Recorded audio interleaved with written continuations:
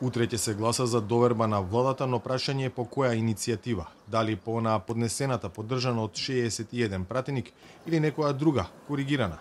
Политичкото прашање дали владата на Заев ќе опстане доби правна димензија.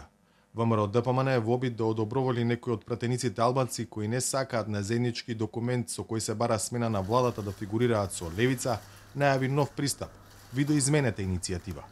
Иницијативата останува, а деловникот дозволува истата технички да биде коригирана, без да бидат направени пореметувања во роковите за незиното гласање. Ќе направиме техничка корекција која што ќе даде простор на одредени пратеници кои што има забелешки да се пронајдат себе си во списокот и да гласаат против владата на Заев.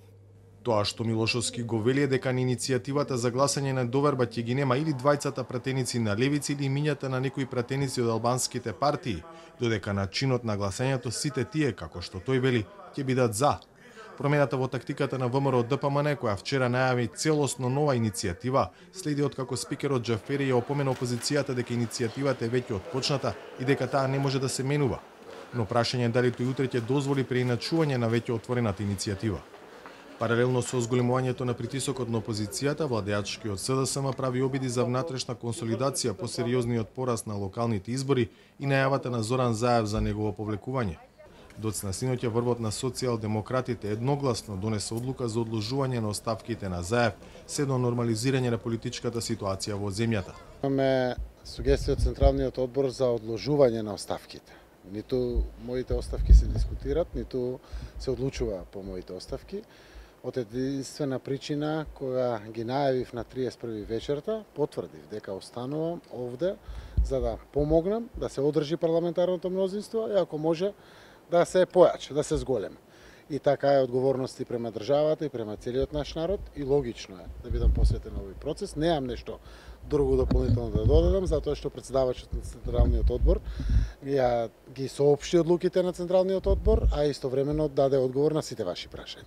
Искрено очекувам дека парламентарното демократско мнозинство ќе се стабилизира. Пред се тоа што е ориентирано за евроатлантскиот пат, тоа што е ориентирано за мултиетничкото наше општество, тоа што е ориентирано за држење на добрососедските односи и тоа што е ориентирано кон позитивните реформи во државата.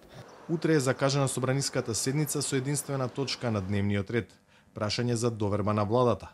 За да се изгласа недоверба потребни се најмалку 61 пратеник.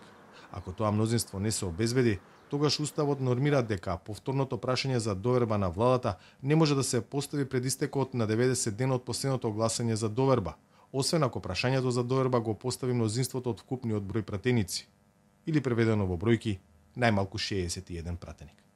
За Гласот на Америка, од Скопје, Владимир Мирчевски.